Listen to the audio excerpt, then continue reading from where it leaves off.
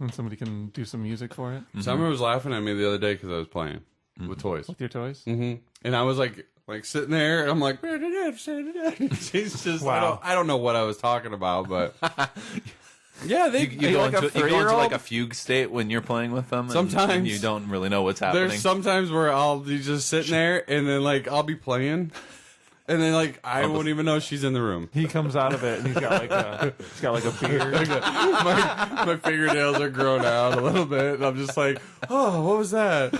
Oh, what day is it? Sometimes.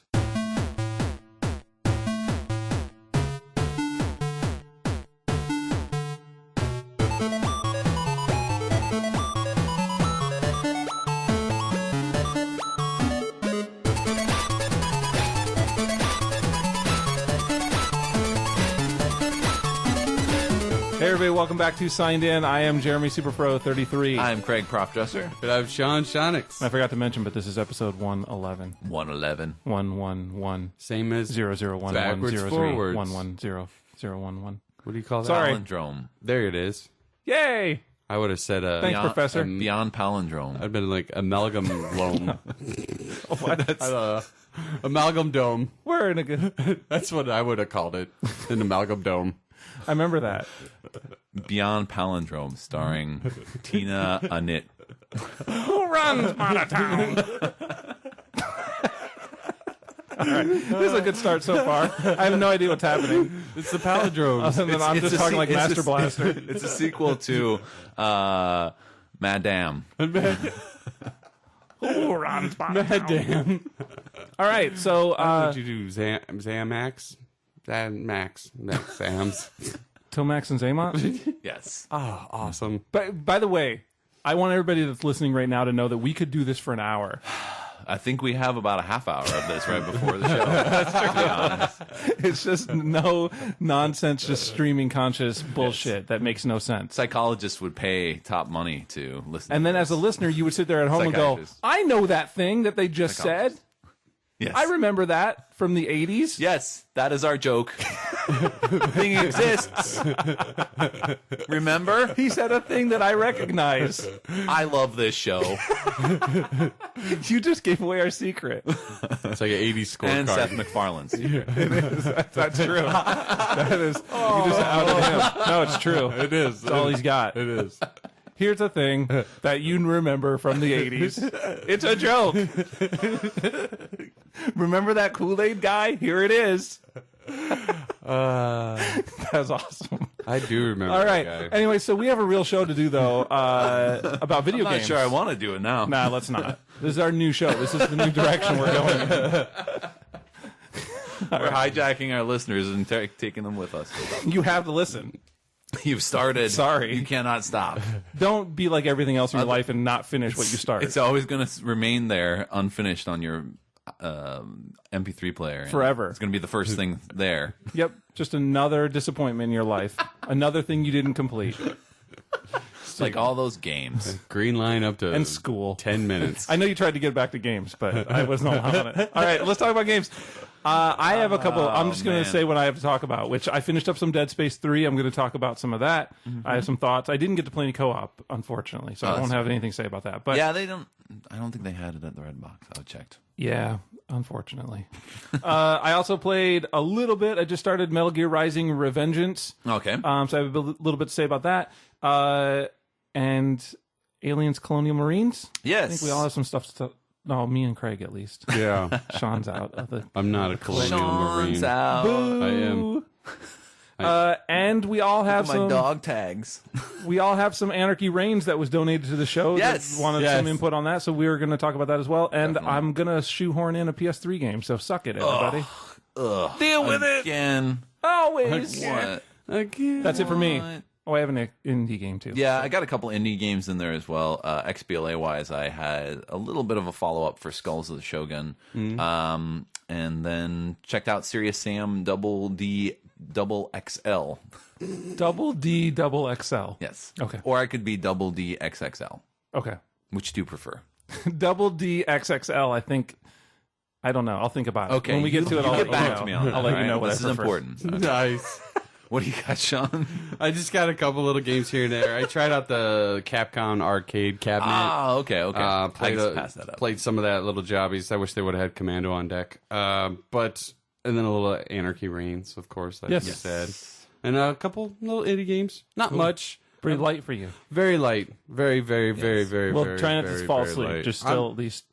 I'm halfway there. You got to pay attention to Colonial Marines because I'm going to announce a contest. Oh, what? Way back. In Wait, the day. why do I have to pay attention though? Because you'll want to hear about it. Oh, okay. You can't win. Just we should I know, clarify. that's what I was about to say. I was like, wait a minute. Because now you've taken him on this whole path where he thinks he can win I this just contest. like to lead him along. It's like a carrot. I just didn't choose you. You could still win, Sean. I know. We won't tell him. This is He's awesome. not eligible. So Don't you whisper because and- it makes it creepier. And since Craig is doing a contest, it'll probably actually happen, as opposed to somebody like me who just says we're going to do one and then we never do one. So because I'm lazy. It does involve spoilers, but I'm imagining if you haven't played Aliens Colonial Marines so far, you don't care. Right. And really, how much of a spoiler is it when it's a 5-hour game? Right. It's not too much of your time that you're losing.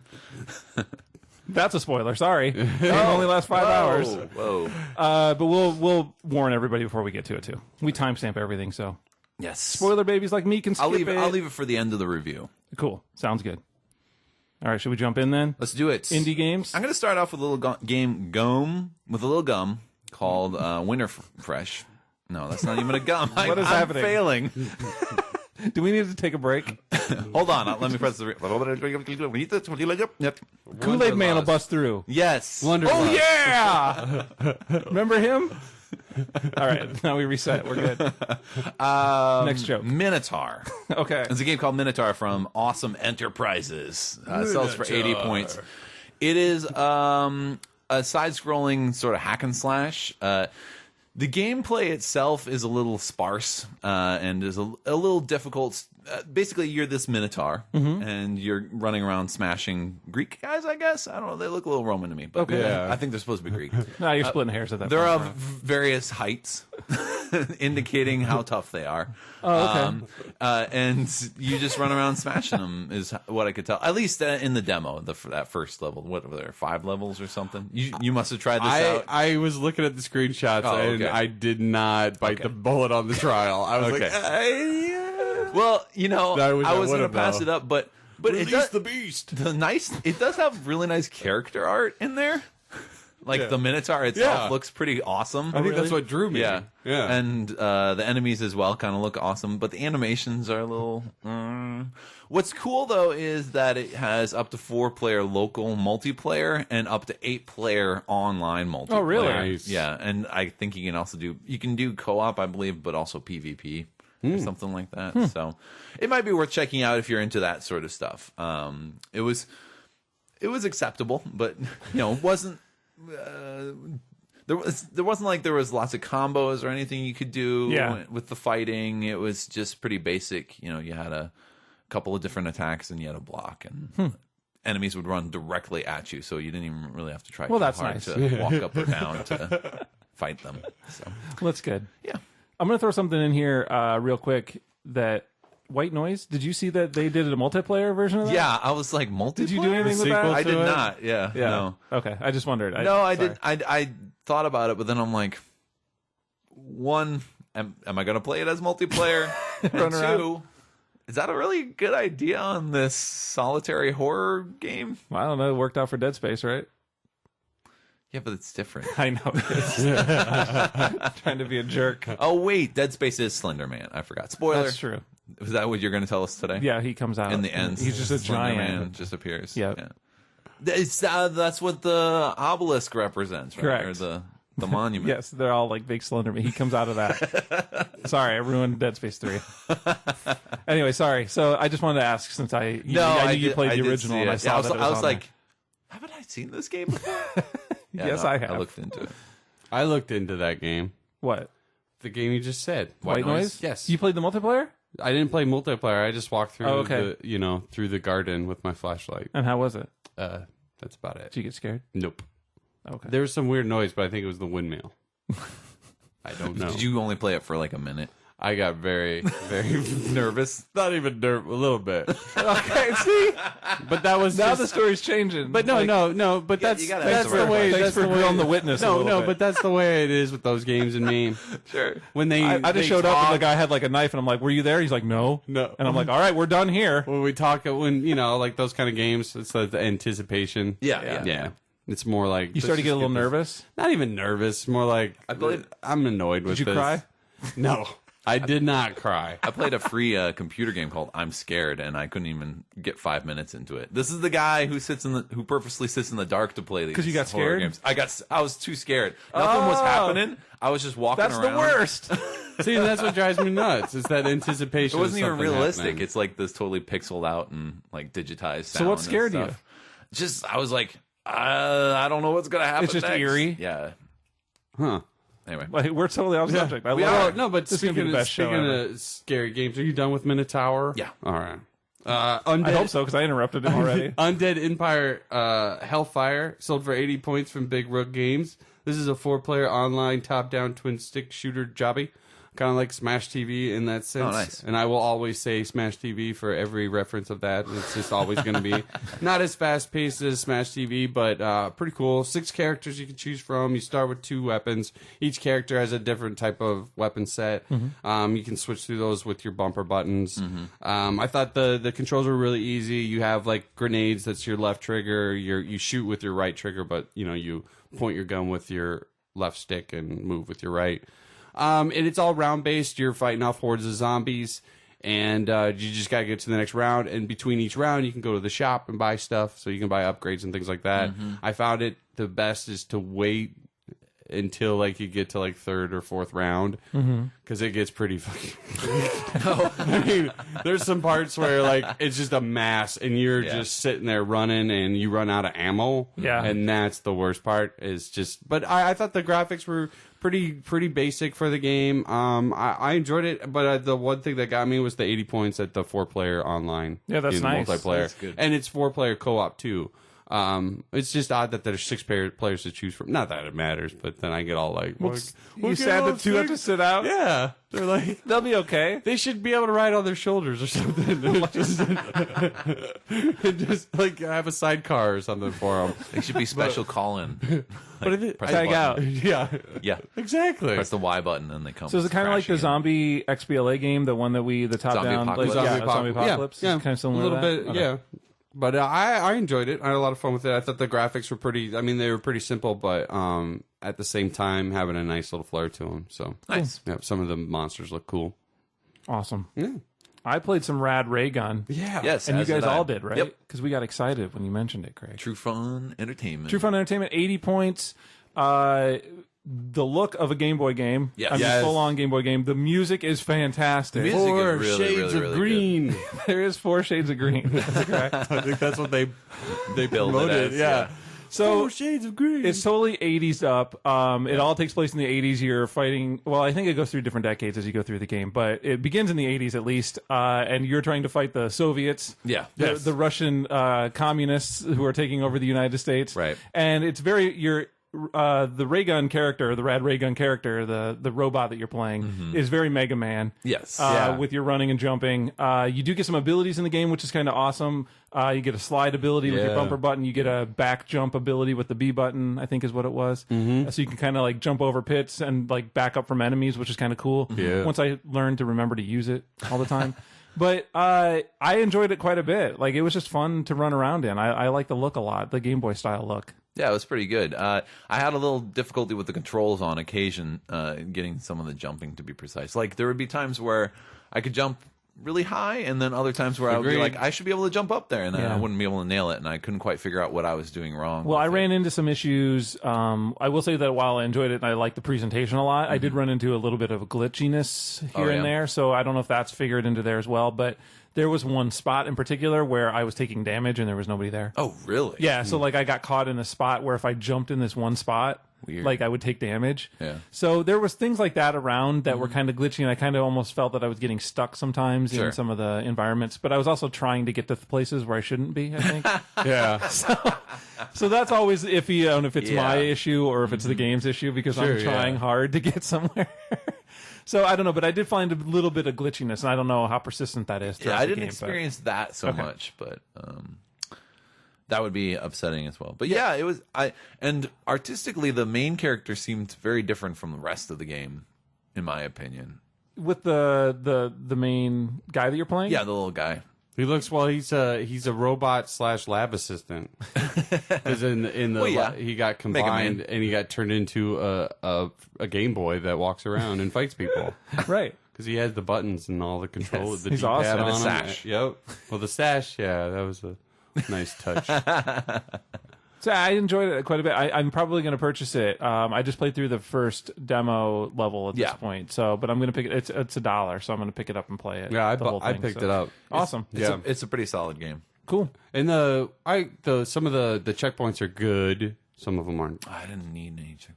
Well, I suck at games because I'm terrible. I didn't need any. Because I only played that didn't first either. level. Yeah. It's just that first level. But I Don't die. Did you try that? I tried to not die, but I like this game sure it because gets much more. it's total classic of your old games like that, where it's just you run through that first time and you're like, okay, that's what I have to do, and then you run through this and it's quicker. Well, you get by faster and you get. And they also had the total Mega Man thing of like when you leave the screen and the enemy comes back, Yeah. which is and they they tell you even about that. like tell you about it. But that was a total like Mega Man thing where Yeah. you'd leave and come back and try to get those power pellets. His jump is dead up. Is Mega Man. I mean, it's straight up. Even when he Mega can Man. jump and change the screen, Yeah. so he's in the air. He's like, Those are my favorites.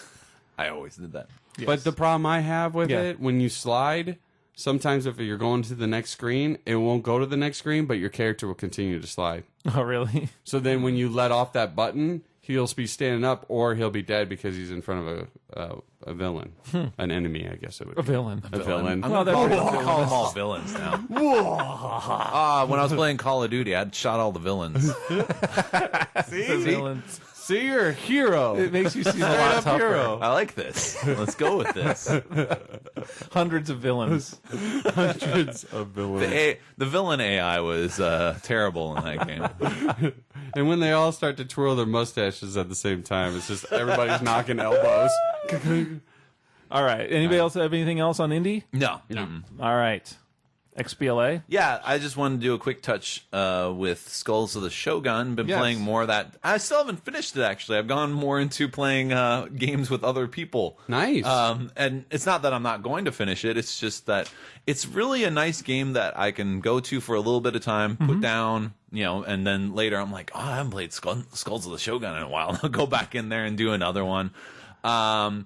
But one thing that was pointed out to me by Lunchbox 700, Spicoli Driver on our forums, was that one of the multiplayer functions is, because this was released both on Xbox 360, on Windows 8, and on Windows Phone simultaneously, it has asynchronous multiplayer across platforms. That is awesome. And so asynchronous multiplayer, if you're not familiar with it, like I wasn't familiar with it, means you do a turn, you send it off, you wait until your opponent collects it and does their turn, and then they send that back. And That is awesome. Yeah. So it avoids the need to try to synchronize with people time-wise in order to play a multiplayer game. It's actually very nice as well, because sometimes, some of the days that I've been playing this one with Lunchbox, I would, get up in the morning, have like 10 minutes before the bus was going to arrive, log on, see what he did for his turn, do a turn real quick, and send it off, and then go off to work or something.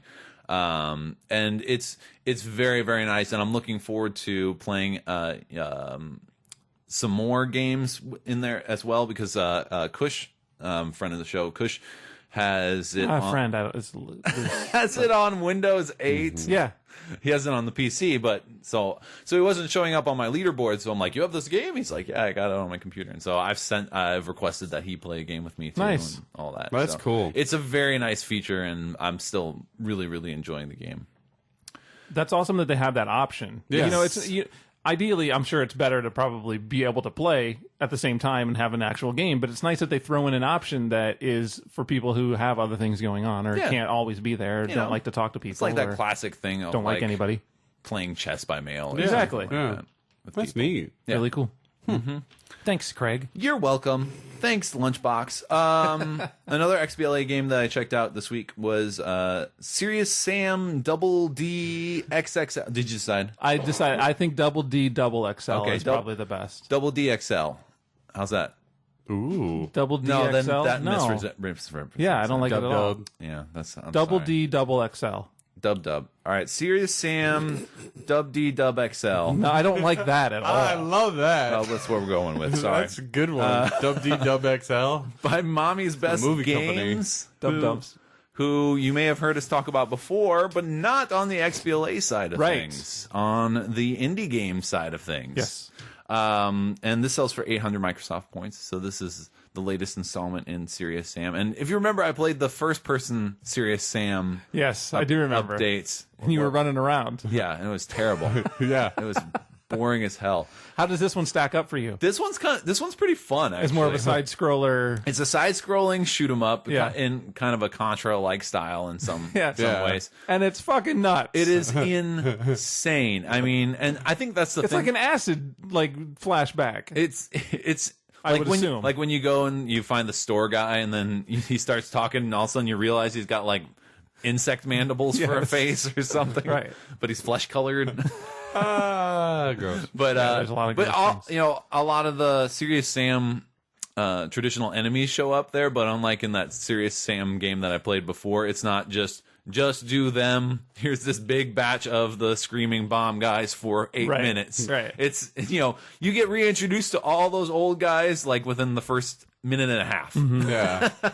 And then there's like all sorts of new like monkeys with rockets for feet who throw bombs at you and then explode when you kill Pancakes? them. I didn't get to the pancakes. I saw the description of it. Okay, there are pancakes that are flying around and try to shoot you as well. And like these mandible, like these weird like insectoid things that come out, and there's tons of just weird shit going on all over the place. Well, one of the big sells for it is customizable weapons, and you might say, "Oh, that's crazy." Oh, big deal! What, you put a laser sight on there or something? Wrong.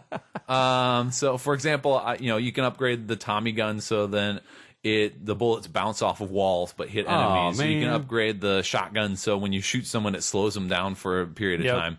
The grenade launcher was my favorite because I upgraded that with the bug bomb, which shoots this huge swarm of beetles that then crawl inside the skin of the enemies and start eating them. And then when they're dead, then they continue crawling back and forth, and so they just keep patrolling the area. And like they would even hit they would even hit like a trampoline and would bounce up to another level. I'm like, you guys are like whole other players. You're awesome. It's like a co-op game. So it is, and it does have co-op. I'll come back to that. But so there's that, but then on top of that, there's the gun stacking. Right. Which is nuts. You can collect these little connectors, and so then with the connectors, so the pictures the picture on the cover art that is actually okay. Those you can do that. I just thought that was bad cover art. 6-story guns, and they all fire simultaneously. Right. So. You can stack up like a bunch of shotguns. You can mix include and match. your chainsaw in there as well, and run around with your chainsaw. Right. The thing is nuts. I'm gonna try this one now. It's pretty spectacular. Yes. And if you played Weapon of Choice, which was Mommy's Best Games, big game. Oh man, that's hard to do. I know, it's tough. From indie games, Double D XL. I mean double XL. See, I suck.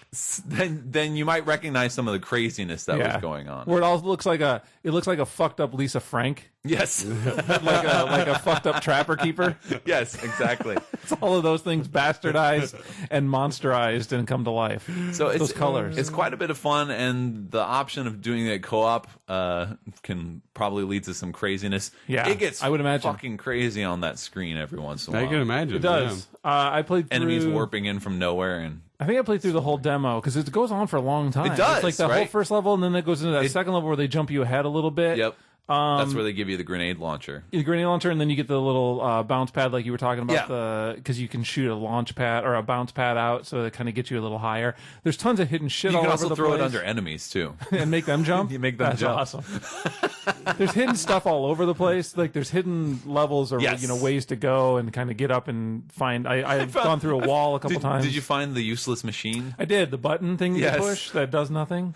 Well, they say it does nothing. Yes. I don't believe anything. Let me guess, you stood there there for like 3 minutes, pressing the button. I did. And I tried to, and I was like, when the thing opens up, I tried to well, maybe I can jump higher if I get off it. You can jump higher off of it, but it doesn't get you anywhere that I found. Nice. Excellent. That's me. I was like there and I'm like totally broken, trying to figure everything out. That's funny.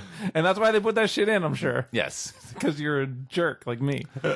Try to figure it all out. But I had a blast with it. I had a lot of fun. The dialogue is a little hard to get through. That's totally but cheeseball. They're trying really hard to fit within the Serious Sam vein of dialogue. Yeah. And so what was interesting, though, was when I wasn't listening to the dialogue, all the craziness that was in the game was awesome. It was awesome. Yeah. Yeah. I think it's just because it has to fit within that Serious Sam universe, and so we should this say, is what Sam would say. You could only, there was checkpoints throughout that you could kind of come across, and that was nice. Checkpoints, yeah, and that was nice because there was a lot of them. And what was nice is that it didn't always automatically save over it. Like the first time you passed it, it auto saved, but like the second time you passed it, you could press Y to do a quick save, or you could just run past it. And those are also the points where you stack your guns at that point. You can go in and you can't do them on the fly anytime, but anytime you get to one of those, you or can the stores. Or the store. You can do any of the weapon upgrading there, or building there, which is nice because a lot of times it was right before you went into like a big area, so you could kind of change up stuff if you want to. Or if you die, you were back there where you could usually do a quick change if you needed to. So that was pretty handy. I shrugged this one off. Well, it looks fucking weird, and it is fucking weird, but it's great. And I shouldn't have I felt like when I was playing it, I shouldn't like this. Yeah. But then I couldn't stop playing it. It's pretty addictive, yeah. And I can't imagine playing with multiple people. I think it would be a lot of fun with and all that stuff is still within like the Egypt area from the demo. Yeah, exactly. And it was like jumped you ahead and all this. I'm like, how long is this game? It could be. There's a lot of I don't know how many levels there were, but I don't remember. I don't know if it says. But regardless, I recommend checking it out. Don't pass it over, even if it looks weird, because that's part of the charm of it. For me, exactly. Honestly, at this point, I love it. So I might pick it up if I have some downtime. I might too. Wow, it's only 800 points. It's only 800 points. That helps. Yeah. But we'll see. I like the Contra style games like that. Yeah. So this one, and it's just so goofy. It's goofy. It's just so goofy. I love it. I can't stop saying it. It reminds me in some ways of like we've had a lot of goofy games in the past 12 months or so. Yeah. Like the Double Dragon stuff. Yeah. Oh, yeah. With those, I like it. Those fun things I happening. like it. Keep it coming. The vintage stuff. Yeah. The old stuff. Not necessarily the vintage, updated, but it's just the wacky, goofy attitude. It's not so serious. Yes.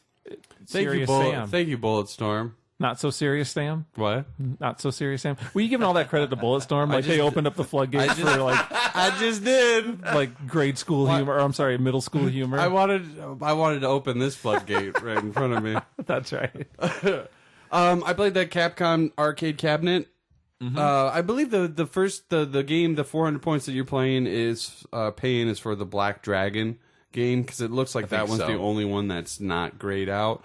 Yeah. The other trial ones on there that were available was Avengers in 1943, not 42, but 43.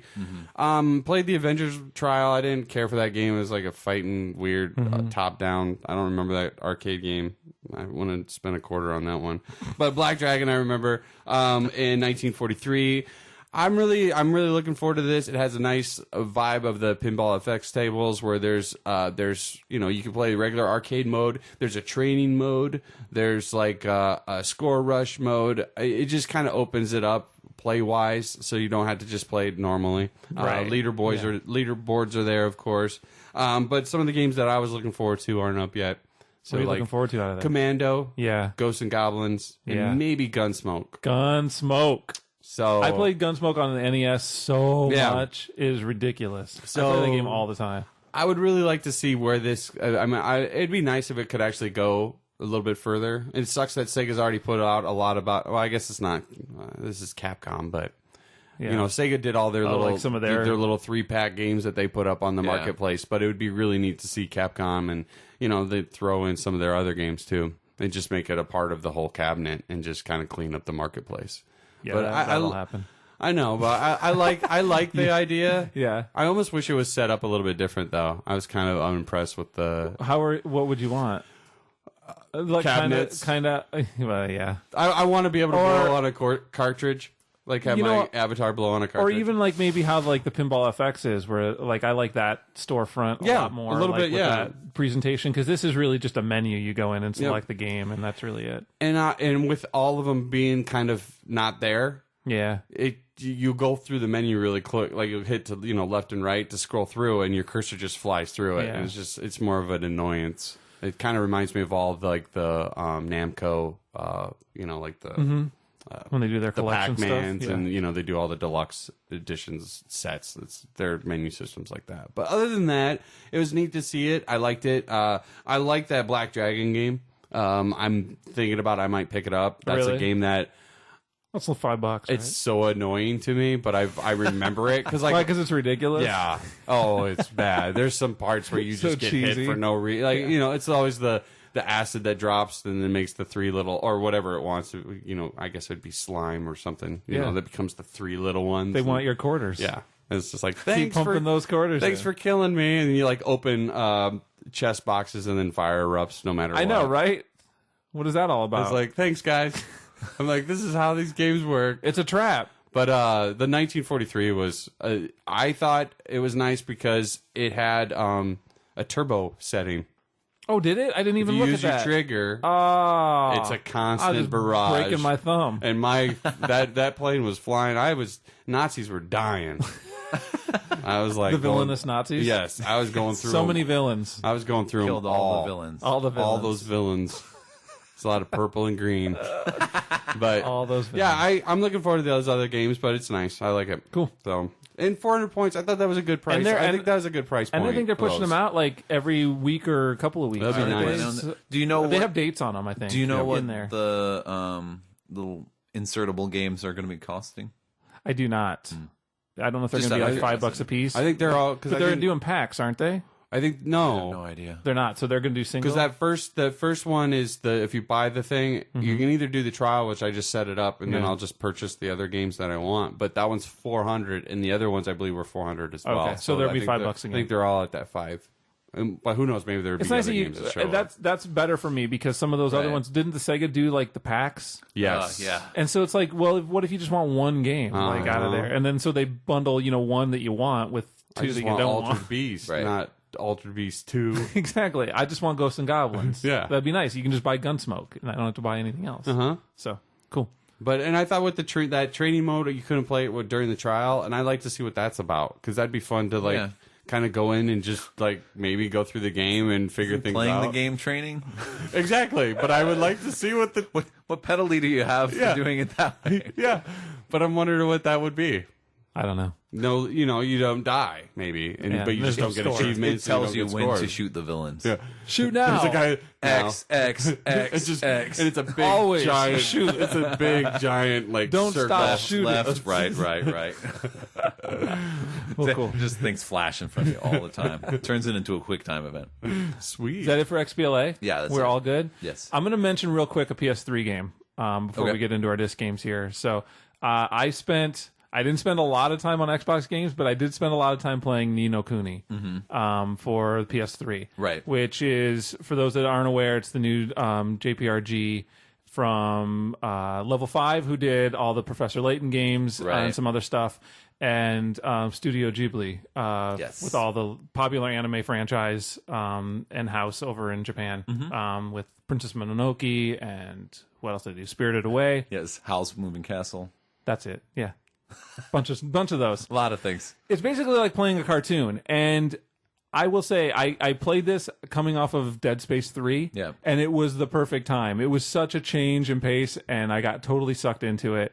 And it's really well done. I don't think I ever really figured out what you do for gameplay. Is it kind of Pokemon-like? It is totally Pokemon. Okay, it's basically, and here's the thing. I was never really into the whole Pokemon thing.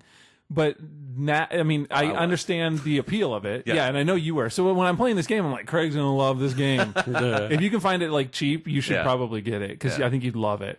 I mean, it's a perfect mix of the old Final Fantasy games from when I was a kid, FF and FF2 on Super Nintendo. Those kind of games, and the Pokemon, and the creatures, and being able to train them and use them to fight. That's really how the battle works. It's really well done. It seems like it's going to be super long. One of my draws on it is that I've played it for like 10 hours and they still are holding my hand.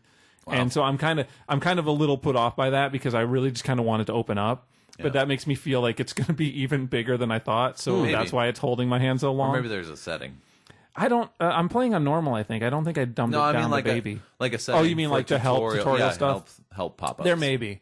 But I mean, just as far as like the gameplay, it feels like it's holding my hand. But I highly recommend it to people who are into those games, like any of the. If you're itching for like an old school JPRG and it feels like you're playing a cartoon because at times you are. I mean, the animated cutscene stuff is all cartoon, right? And it looks great on the PS3, so I recommend it. Excellent. That's it. That's all I wanted to say. Playing a game off my Jaguar recently. You don't have a Jaguar? No, you fly. Your Neo Geo? I was going to say Neo Geo, but I used Jaguar instead. Should I use Neo Geo? No, you wouldn't have been able to afford a Neo Geo. I know. I wasn't able to afford King a of Fighters, though, I had it. Wasn't that? Yeah. Neo Geo. I remember those are like, what, $500-$600 or whatever? It was Holy insane. shit. Yeah. But the game's on a disc. Oh, man. Oh, my God. This is crazy. All right, so I mentioned Dead Space 3. I'm going to lead off with that because I'm going to touch back on that. Sounds good. I finished the game.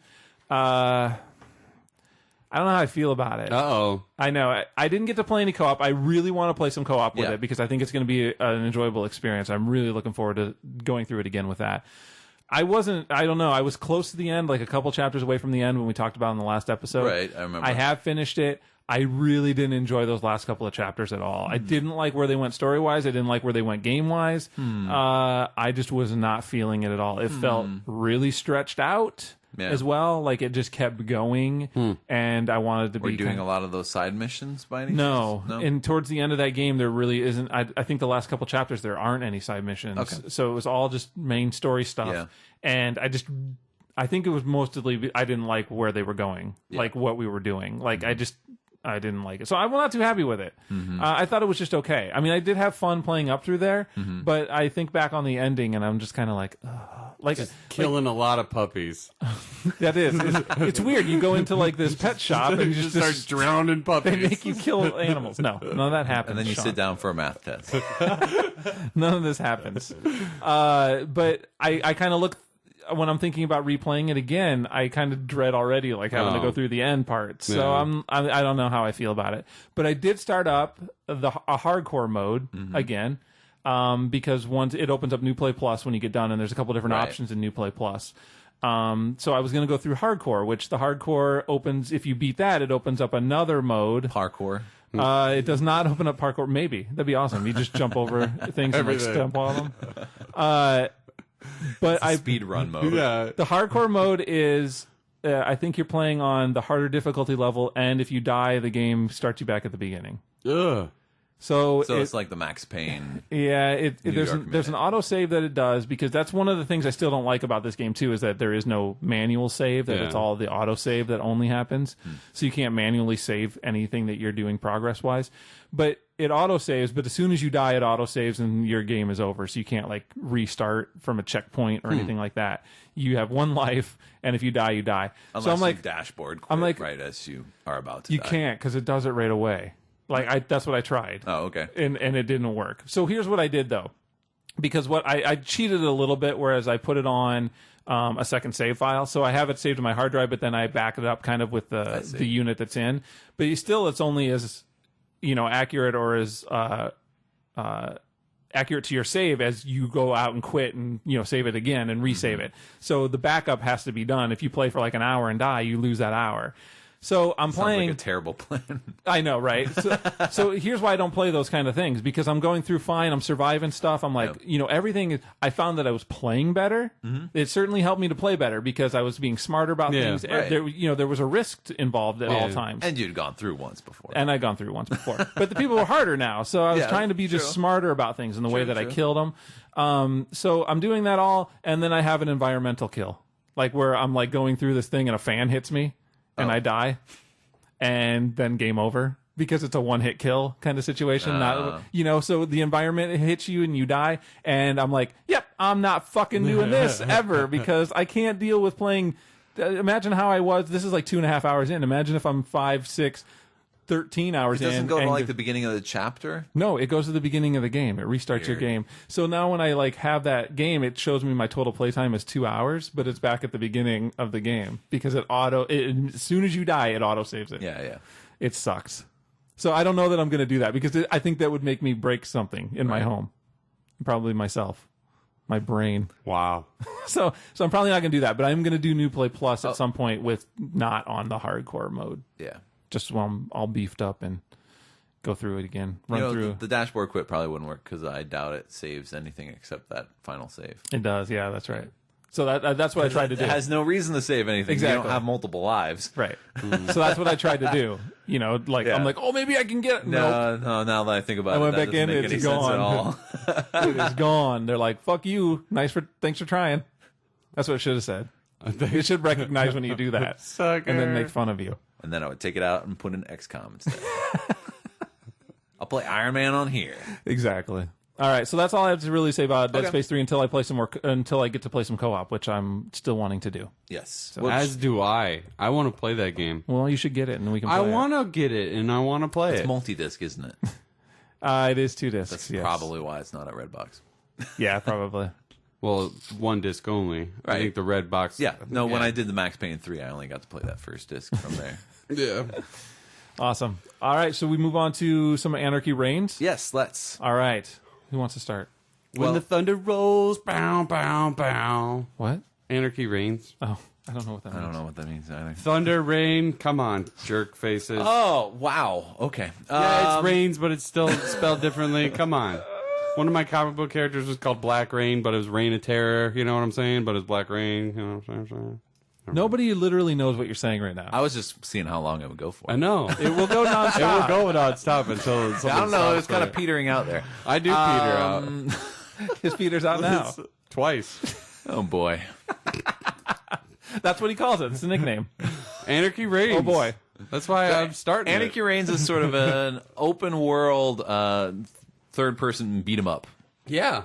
Although open world is maybe, In quotation marks? well, yeah, it's not maybe the most accurate Open level. description. Open level. Basically, the way the game works is you start up and it introduces you to this world of characters in this sort of post-apocalyptic world where everyone's kind of mutating and has augmented like machine parts. And everybody stuff. looks like they come out of a 1990s Rob Liefeld comic a little bit of that, yes. Or a fighting game. or a fighting game Or a from the fighting 90s. game. Like Yeah. Primal Fear or something. Blades of Rush Town. It's 90s. Blades of Rushdown. That's my favorite. Those are all I know. Happy Joes. Remember Blade Estra Blade Estra. and her ultimate death move? Oh yeah, in Blades of Rushtown. Yeah, Blades Yeah, of Rushtown. I do remember that. I spent so many. I would line up outside Yeah. of the arcade. I mean, They never had that Someone as actually our- wrote like the combo on there. yeah, like the how to do finishing it. move Yeah, thing that she did, Blade Estra, yeah. on Blades of Rushtown, right? Damn it! I couldn't hold broke. it. I couldn't hold it anymore. You broke. So many quarters lined up. So many. All right, can we talk about Anarchy Reigns, please? I liked Sergeant Kilgore. Sergeant. He was my favorite. Yes, he was in pretty the good. Blades Yes, of Rushtown. He would shoot guns that would shoot out knives. There is Holocaust. All right, I tried to get. I'm sorry. I'm so So sorry. it was like Holocaust, but it was Holy Cost. Holy So cost. it was like, yeah. All right, Anarchy Reigns, pre- take yes. 2. Yes. So everyone's looking for this dude Max, and when you get a choice, ultimately you do the black route or the white route. Yes. And so, what are you laughing so hysterically about? Because that whole intro part just Oh. throws me off because you get introduced to the dark side, this like gruff guy, right? Dark side, yeah. Yeah, I call it. Well, they have the light side and the dark side. That's what they call it, Yeah, right? Yeah. So you get to know the dark guy because you know he's dark because he's all brooding and he's sitting there all mad. And then Pouting, you like get to Wolverine. introduce to like the constables of this place, the law, and you've got this big giant dude with a white metal goatee. And you're like, okay, so that must be the light side because they're having a back and forth. So then when you go to pick, it's some other jobber that walks by you and he's like, hey, and they're like kind of looking at each other, and then they're like, pick. And I'm like, well, I don't even know who I'm picking. That guy might be a total douchebag. He hasn't even talked. He didn't have enough background. So I went with the dark guy, and he had a chain. Yes. He had a lot of chains. Did you go with the dark guy when you and first goggles? I did choose Chainsaw Guy. Yeah, me too. And I think that's exactly what you're saying. I think I think most people probably would because you don't know anything about the other guy. It's meant to be replayed though, and I know. So you I'm just saying you get introduced to the other guy quite a bit. Okay, good. Through the other storyline. Right. I would like to know what people normally pick on the first time through. I bet they pick that guy. It was on the left side as well, and I think that's where it was highlighted first. See, so. Well, normally I would pick the light though. Normally. No, you wouldn't. Yeah, I do. All right. Anyway, let's talk about the game. I do. Mostly they come out in light. Mostly. Blade Estra. So, it's a fighting game. So, but it's not a fighting game like a side-scrolling fighting game, but it's a beat 'em up. So you run around and you can do some small combos with your heavy and light attacks. You can also grab characters and jump, and you have a killer weapon. Everyone's got their own different killer weapon. The guy that we all played had these twin chainsaws that you could swing around. And you know, you can block, and there's all these different power meters that are building up. So you have to have a power meter to use your killer weapon. And you know, when you do a normal attack or a heavy attack, it uses up different amounts of that. And then there's also this rampage meter that's building up, and when that's full, you can click both joysticks and you become invincible for a period of time, and you can do these massive combos. And it's really good against a lot of the enemies. You go into turbo mode. Yes. And when you enter a stage, it's just this kind of open area. It's not a huge area. Right. But there are often levels. And in fact, after, when I first started, I'm like, oh, this is kind of tiny. But it turned out there was like more stuff up above. Oh, really? Yeah. If you explore around, there's stuff to find. And basically, there's random dudes running around, random gang members that you can beat the crap out of if you want, and you're earning points. And you reach certain point levels and it unlocks missions. And so every stage has 3 story missions and 3 what they call free missions. Free missions you can replay over and over again. Story missions you just get one shot at. And the reason that you can replay the free missions is so that if you did poorly or something, you can replay again to try and get more points to unlock the next story mission, because you need to complete all the story missions in order to finish the stage. Now, you could theoretically, if you were nailing a lot of points, you could probably skip some of the free missions. They're not obligatory. But they do build up your point total, right? Yeah. They do build up your point total, yes. And you can get items in them sometimes as well. And so, you just kind of continue. It progresses like that. Yes. The story missions are largely, here's a new big guy, fight this big guy. Although there was one where I fought a giant octopus monster as well. That's pretty sweet. It was pretty sweet. Darn it. The free missions vary quite a bit. A lot of them are beat up this number of guys in this number of in this amount of time. But there was other things like, hop on this floating platform and do 5 laps in this certain amount of time. And then there was one where I had these giant balls lying around on the streets, and I had to put them into these baskets.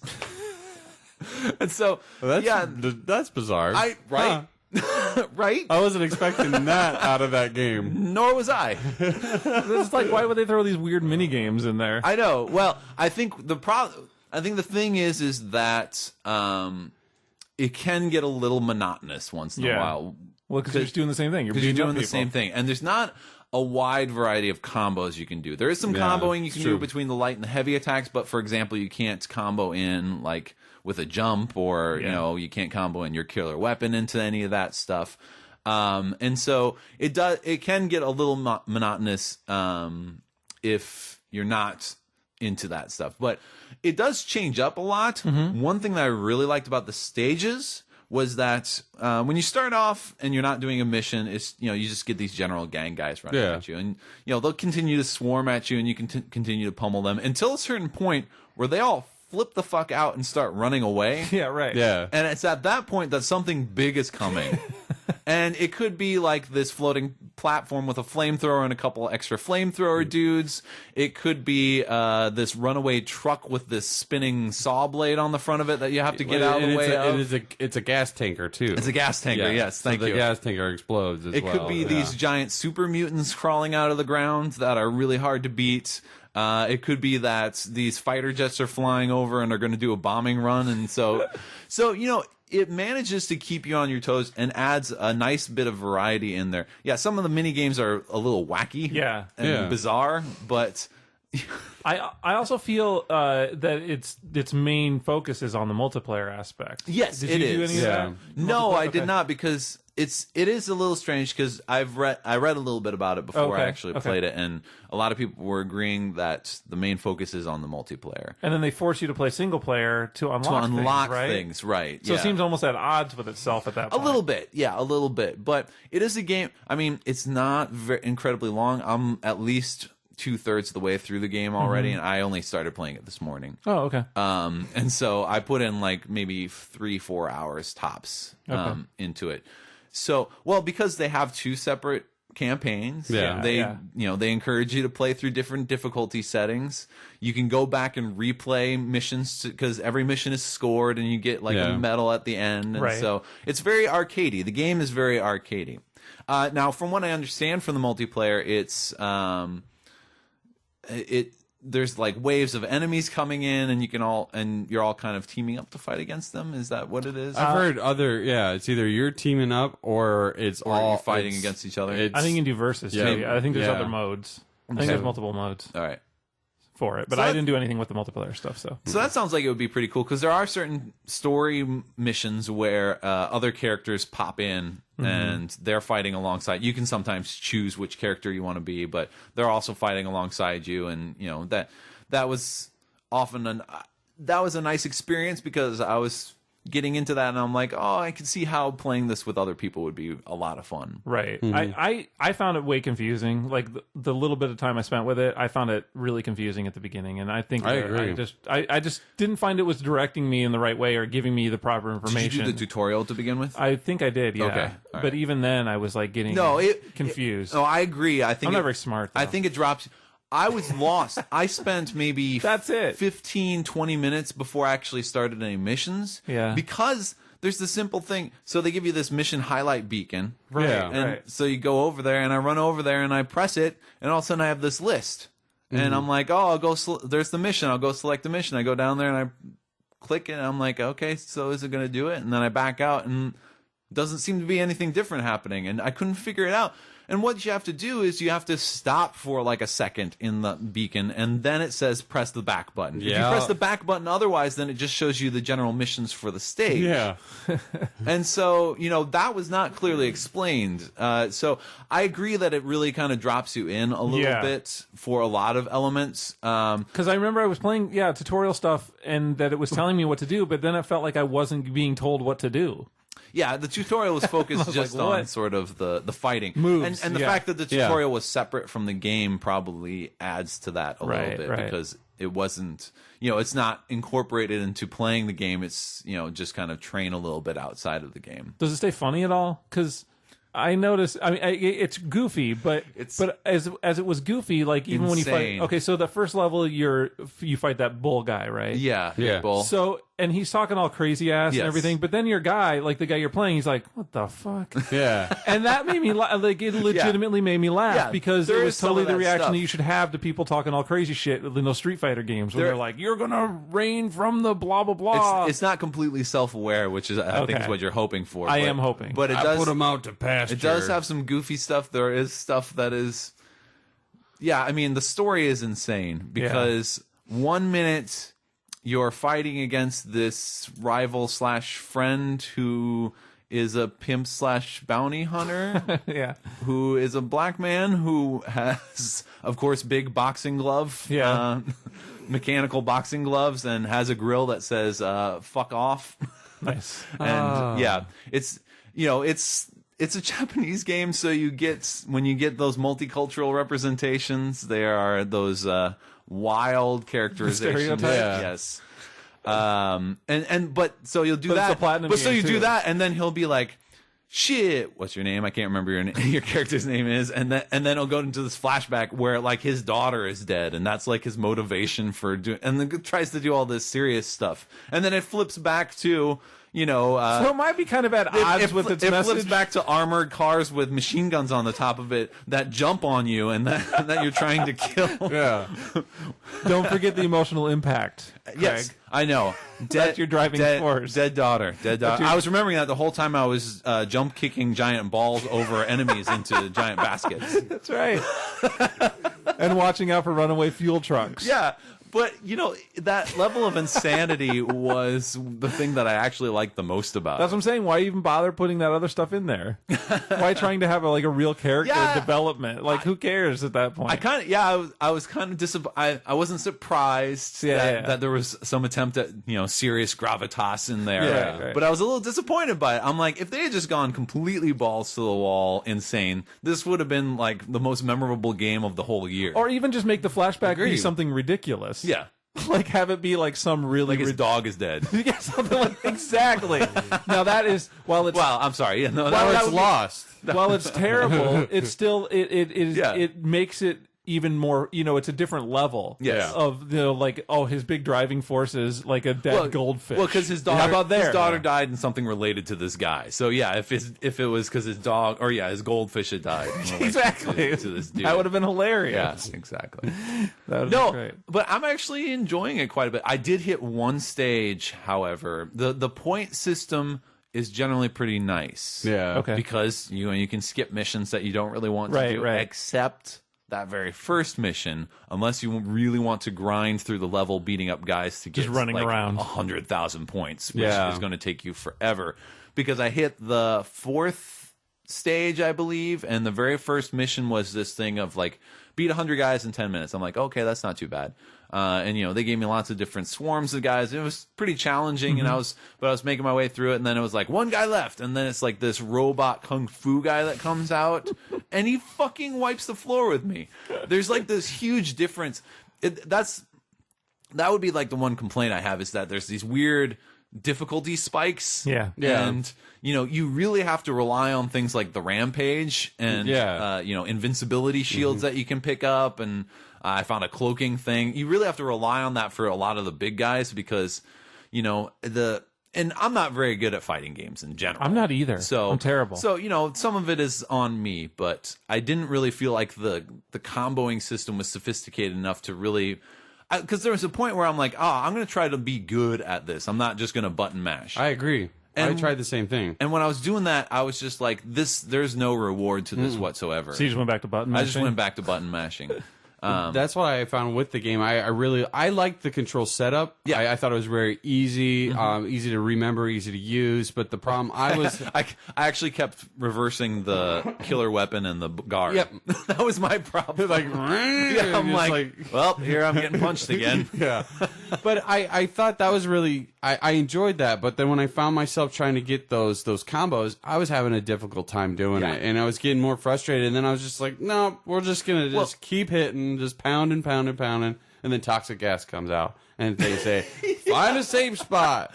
Run inside a building. Toxic gas or toxic ass? Both. But it laid down the gas. But I really like that too. I was kind of bitching about it on the way down here. I like how they do that, but also there are icons that pop up on the screen. Yes, so like if you need health, on your mini map as well. Which the mini map just drives me nuts from time to time because it's the colors are weird. I don't know why they set it up that way.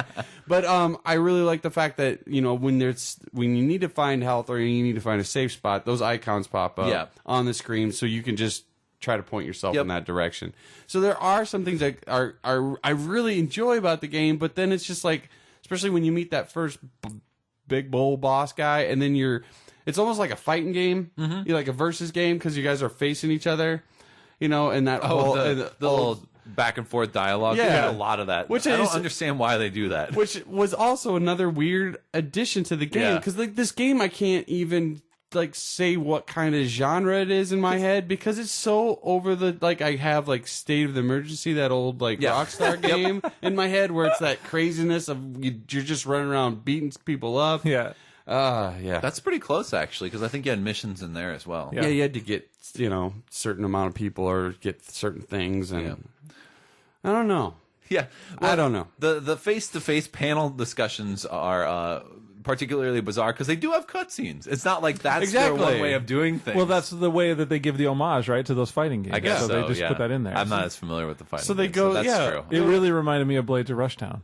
I know, right? Rushtown. That's a good game. Love that game. Anything That was else? developed by Supersoft, right? Super soft, yeah. And it's a Z. And the S in the Rushtown's a money sign. Did you already write out the logo? Oh, I'm seeing it in my head. Oh, I'm sorry, repicturing the logo, I mean? Blades of Rushtown. Of Rushtown. Do you have anything else to say about Anarchy Reigns, or did we tap everything out on that? I'm looking forward for you to get done with it. I'm still playing it, and I'm enjoying it. I might. And I will say a big thanks again to Daniel Simmons, who donated the game to the show so that we could even take a look at it. So yes, I'm looking forward to getting into the multiplayer. I'm just trying to get through one campaign so I can learn, because it actually mentions, in some of those little loading screen things that the maps in the multiplayer are the same as in the campaign. So you're also learning basically how to get around. Gotcha. Yep. And I think it is an SRP like $30 game. I think it's a budget title. Oh. Normal SRP I think is lower on it, like a half, whatever those $29.99 games are. Well, that's even more of a value then. So that's good. I mean, that's something to keep in mind too when you're it's very looking at the value of what you're playing. So. Yes. Yeah. Despite its heavy-handed story, it's very arcadey. It is, and I enjoy that aspect of it a lot. They just needed to handhold me a little bit more at the beginning. I think that would have been nice. Just a little bit. After I spent 30 minutes in the same area not doing anything except punching dudes and running away from black holes. Then I figured it out, and I'm like, oh, okay. Well, and that was the thing, is I came back after I set it down for a while, and I talked to Jeremy, and he's like, well, I think you have to get enough points to open the next mission. I'm like, oh, that will help. But it was weird because when I started playing the first one, then a little thing popped up, and then it disappeared. So at the time that I was looking at the screen, need 5,000 to first mission, I must have missed it those other thousands of times. It popped up. Well, there's a lot going on. Yeah, I was fighting guys with... I also like those guys with the fire things on their backs, and the alarm goes off, and they're running around. They're going to blow up. They're like, ah! So, yeah. There are cool parts to the game. It's just, I need a little handhelding, I think. I think it would have helped. I think. All right. I played a little bit of Metal Gear Rising Revengeance. Want to talk about that? Mm-hmm. Please do. Can you hide in a box? Not yet. Box hiding. Not yet. Will no a dog box. pee on you? I haven't gotten to a dog yet. All right. I will say that, okay, so we played the demo, right? Yes. Me and you. Did you ever check out the demo? No, I Craig? didn't get around to it. So Sean and I checked out the demo. We're kind of mixed on it. I liked it in theory, but the controls were kind of a little bit wonky. Does it remind you of Ninja Blade? Yes, Okay. it does. That's in my notes, actually. Okay. It is very... We looked at him when you were gone. I knew it! That's why I turned them over. You guys jumped ahead. Actually, it's not in my notes, so it's in my head, because I remember Your head notes. I looked it up today. Anyway, so I started the game, and I will say this: I was immediately sucked in because I was not looking forward to the story wise. The game, because that demo was, I was kind of like, what the fuck is happening? Yeah. And that's because that demo is the second stage. Oh. And I don't know why the demo wasn't the first stage. No. Because, and maybe because there's more fighting in the second stage, so they can let you do more stuff. But the first stage is almost like a prologue, where it kind of gives you the setup of how you end up, that guy, you lose your eye because in the you're going after that guy who like took your eye and like made you all have to get more robotic.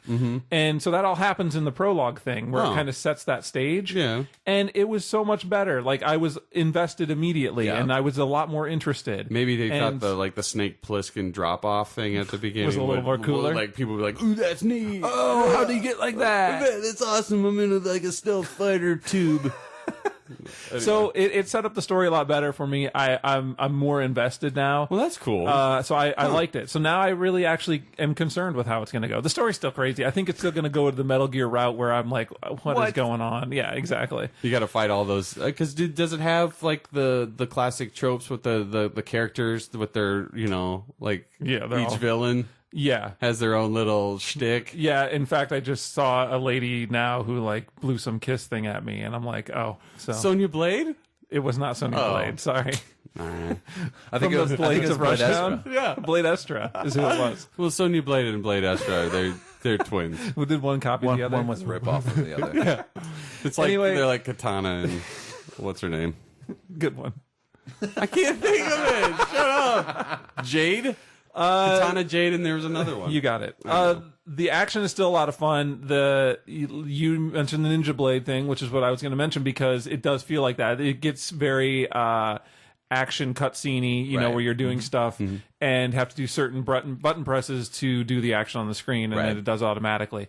And so some of the bigger boss battles I did in that prologue section, and a couple of the things I've done in this second level here, have gone that route where you trigger after a certain amount of damage, you trigger a thing that you can do with your buttons, and do the thing, and it does a big action scene, whatever, and you kill the guy, and it's awesome.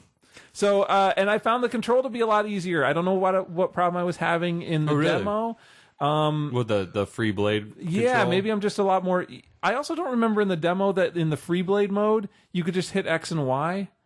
Like, I thought in the free blade mode you had to use your stick to like cut, but in the free blade mode you can use your stick to cut, or you can do X to do a vertical, or a Y to do a horizontal. I don't remember that at all. And I don't remember that demo. either, because now you can just do the free blade, like activate it with the trigger button, and then spam the X button, and he just keeps going back and forth. See, that would be a lot easier. But I'm also not having the camera problems where I would like go into that free blade mode and my Yeah. camera will shoot You'd up to look- the sky. yeah. I'm not having that at all. Like Nice. I'm able to jump in, and I don't know if it's just more of a familiarity with it ramping up slowly through that prologue section, because in the main game it kind of just, or in that next stage, it just threw you in and you were fighting a bunch of people and it was kind of disorienting. So maybe I just got used to it.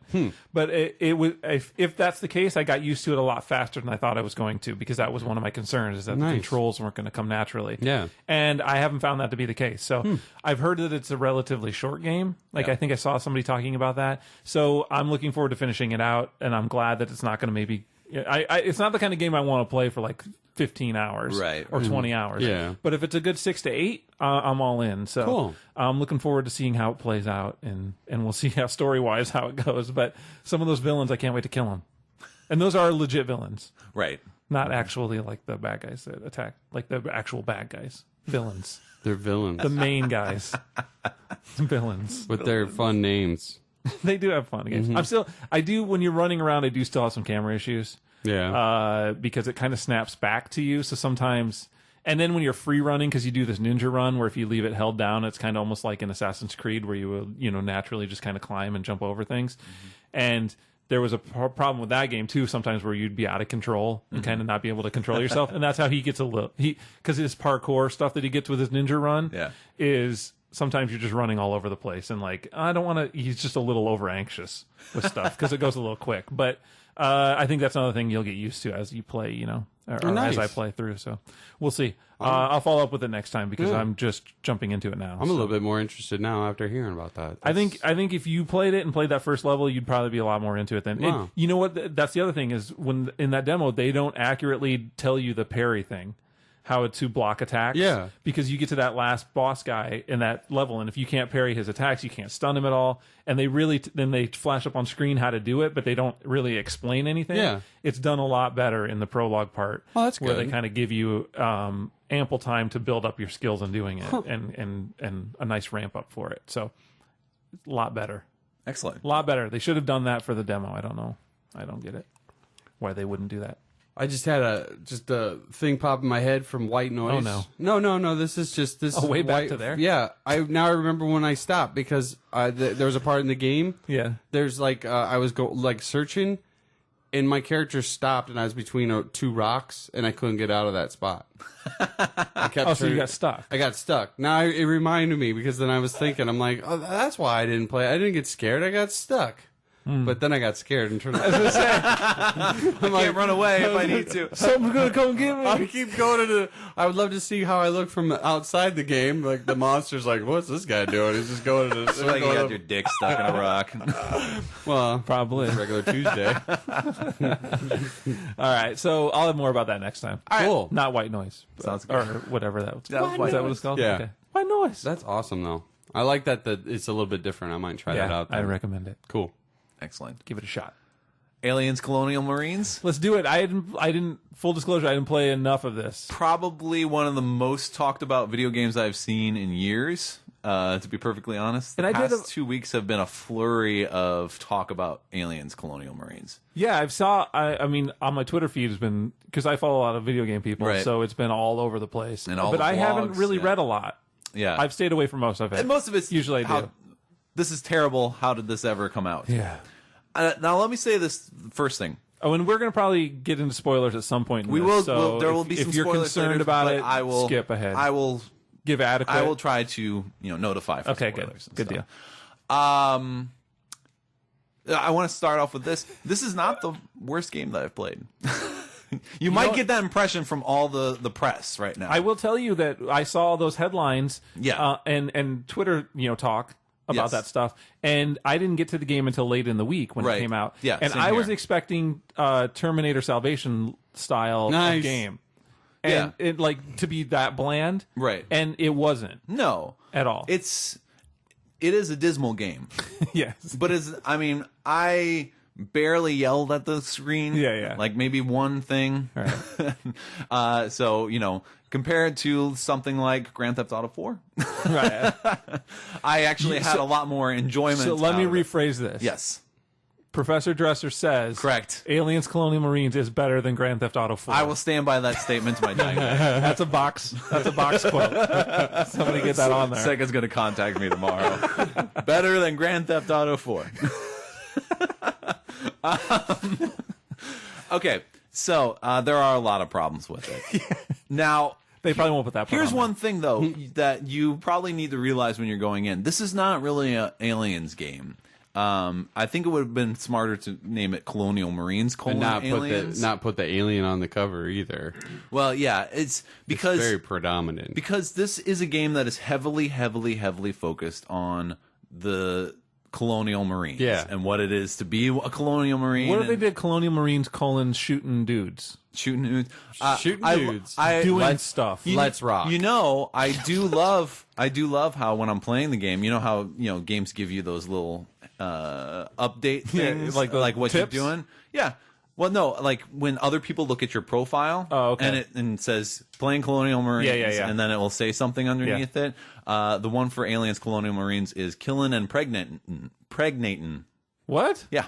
Killing and impregnating. Killing and pregnating. Pregnating. Just pregnating. Pregnating. I don't understand that. It was because, with the aliens, they're planting... I don't know. Okay. But see... Anyway, that's a mystery. So... it is heavily focused on a marine. I'm not gonna be able to get past that. It is heavily focused on a marine experience. They're constantly talking about we can't leave Marines behind, and everything is marine oriented. And no one ever says, "Holy shit, we need to fucking kill all of these xenomorphs." That was like Ripley's role in all the movies, where it's fuck these things, let's destroy every last one of them, right? No one ever does that. It's all like, we got to complete our mission. And, it's like the aliens are just kind of in the way of the mission. Right. And so we just need to get on the other side of those aliens. And if we can do that, then we can get what we need to get. And that's the attitude it takes. And you're facing off against other humans. There are humans that are shooting in the game as well. And so in that same token, they're pretty much the same kind of deal. And they might as well just be more. I mean, the aliens might as well be more people. Right. They operate the same way, except they come close. Yeah, well, a little bit. Don't let me forget to come back to that, because I wanted to say the other thing that was kind of problematic for making a game that recreates the Aliens Colonial Marines is that they are kind of terrible characters to build a game around. Because there'll be some spoilers here for the movie Aliens. Sorry. Was that 86? Yes. God damn it. You're not coming on this show and spoiling a 27-year-old movie. Do you understand me? The stars of the movie really are Ripley and Newt, who, are the humanistic characters. There is Hicks, the one Marine who, spoiler, survives. Yeah. But really, I think they did that one so that you could tease a little bit of love interest with Ripley, but really more so that the Marines didn't look completely worthless in the movie. Right? They all die and she lives. Agreed. Right. Yeah. Well, here's the thing: is that there are two aspects of this. One is that the Marines' sole purpose in there was to act as badass as possible, and that's why they're one-dimensional. Like they're completely undeveloped characters, and they're really just meant to be in there as the sort of strong people who are completely unfazed by anything, and they're so inured to the outside world that they just nothing phases them. So then when they literally shit their pants seeing these aliens, you say, holy fuck, these aliens are a big problem. Right. Well, and the stereotype of all video game Marines, like the Space Marines, comes from this. That's the other thing. Like, these come from this. That's the other thing, is that the aliens experience, that's interesting. Space Marines kind of have been done a lot lately. Right. So and so you can that's the problem, is that it has been so played out in this genre because they came from that movie. Right. Like that's where that stereotype comes from. It originates from that. Precisely. All those video games you see, Gears of War, those are all people from the Aliens movie. And what might have been nice is if because they are terrible stereotypes in the movie, and they are terrible stereotypes in the game as well. But they don't really go, like, it never goes, like, to Starship Troopers level of being ridiculously stereotypical, wherein it kind of folds back on itself, and so it stops being terrible and starts being enjoyable. Nobody acts like Bill Paxton? No, unfortunately. And, yeah, so that was a poor start. So now to get back to the enemies. Yes. Another reason that this is probably so disappointing for people is not that you fight humans, but that the humans are actually the only difficult enemy in the entire game. The aliens are not hard at all. Yeah. They're stupid as fuck. Yeah, they just run at you, right? They will come in from vents and on walls and on ceilings, but their preferred way to come at you then is to make their way to the floor, crawl towards you. Yeah. Mostly, maybe dodging a little bit to the left and right, just a tiny bit to dodge your bullets, but mostly straight at you. Yeah. And then once they get within range, they'll stand up on their back feet, walk slowly over to you, slash at you, and most of the time, they'll then take a step back, as if they're unsure if they've killed you yet.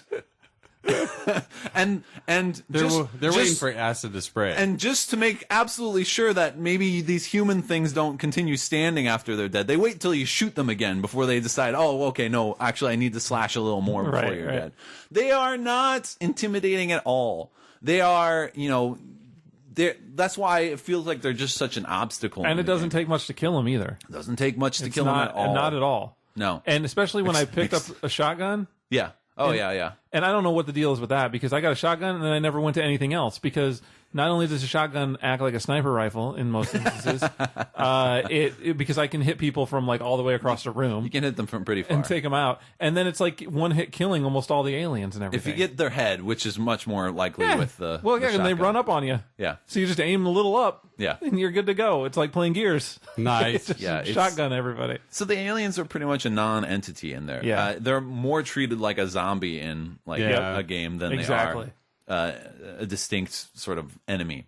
With any kind of mind or ability. Yeah, exactly. They're mindless. They are mindless.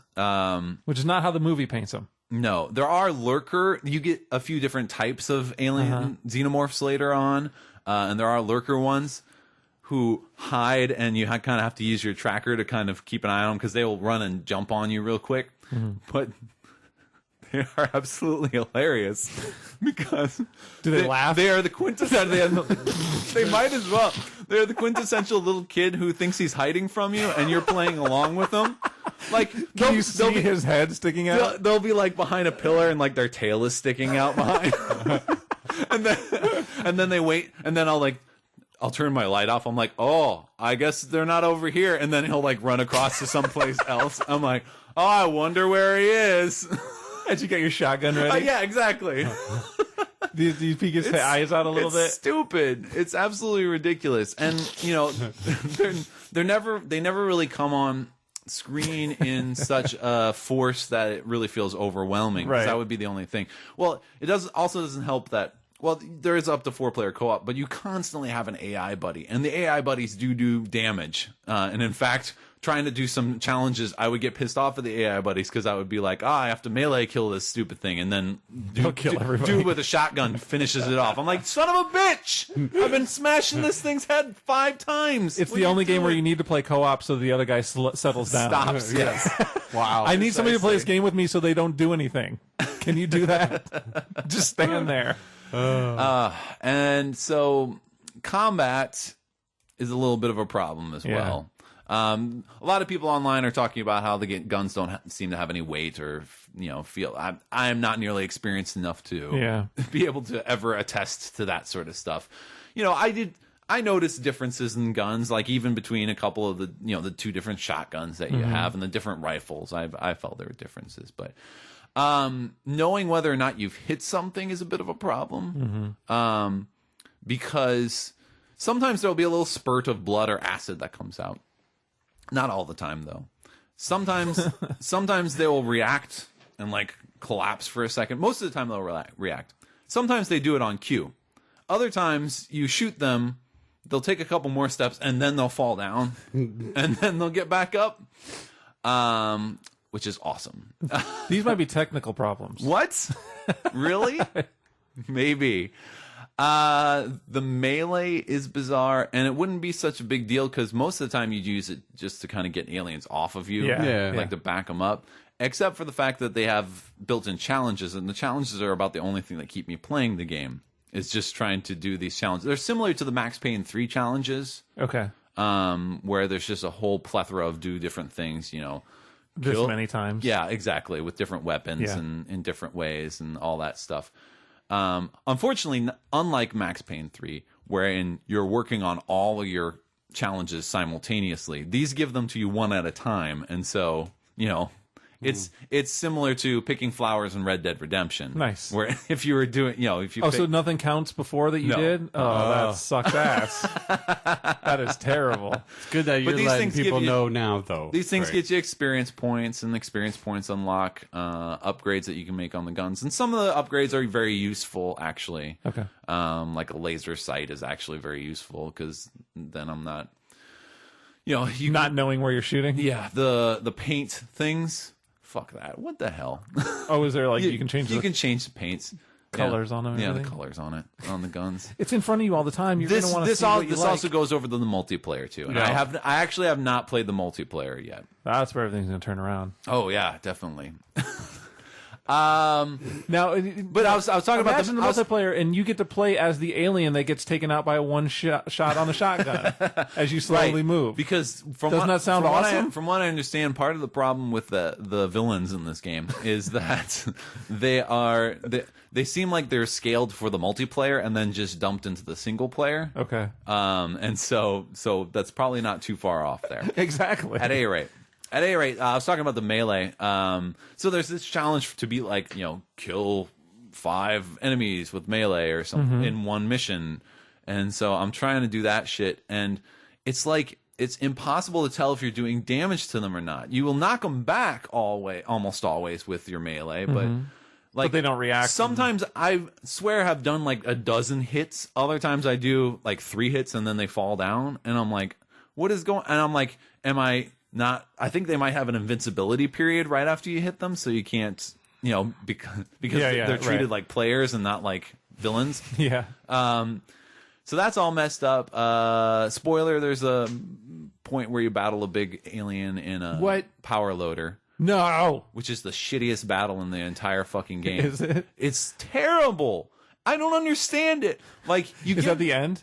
No, it's not at the end. It's about halfway through. You get in the power loader, and all of a sudden, the power loader will do random 90-degree turns to go in this other direction.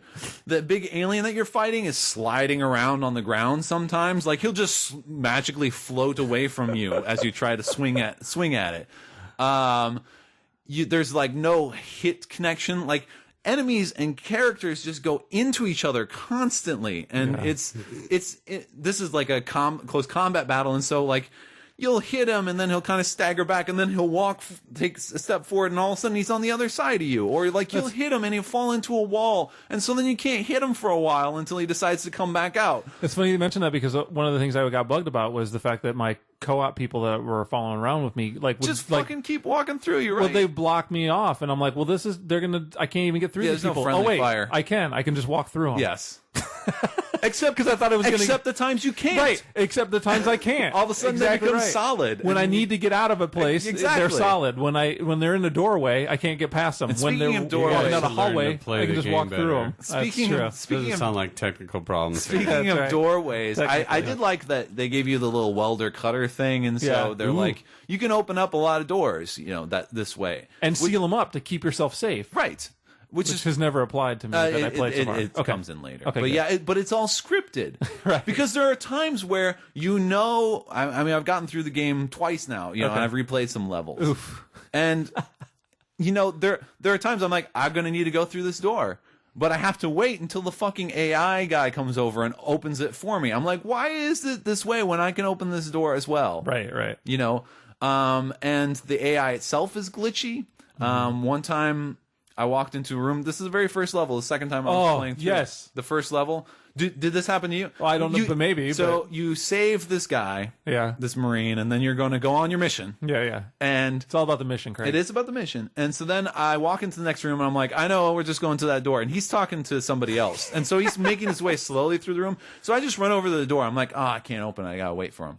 And all of a sudden, he just stopped making progress. And he's still talking. And then he finishes his conversation. And I'm like, are you going to open this door for me or what? And he just wouldn't open the door. And the other door is sealed and locked. And so I'm like, I'm trapped in this room. I can't get out because the AI decides he wants to look at these monitors for the rest of eternity. I had to reload the checkpoint. It was idiotic. Did you check what his mission was? Because maybe his mission was those monitors. He was the one who wanted to go on this mission. Oh, okay. He was trying to catch up on current events. Then there was another time where I'm like, all right, I know where we're... Because the first time I played through, I was searching around for all... Facebook? Searching around for all the hidden stuff in the levels and all that. And so... I was always way behind the AI guys. The AI guys constantly had to come back to me. But the second time I was playing through, I knew exactly what I was doing. And so I'm like, fuck this, I'm going through these. I was trying to speed run through a lot of the levels. And so there was this one, the first time I played through, I would follow this guy because I had no idea which direction we were going. And then he would stand in this hole in the wall, and then he'd jump down.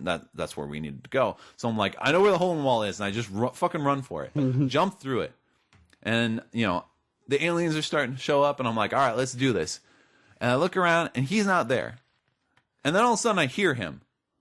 But it's the radio version of him. Right. So he's not there. Like, when he's not there. I'm like, well, maybe he got caught on something or whatever. And so then I push forward. Then other people are talking to him. And then there's nothing. And then they say another line. And he never catches up to us. And it was hilarious, because then later he vanishes. And so I'm like, whoa, where'd he go?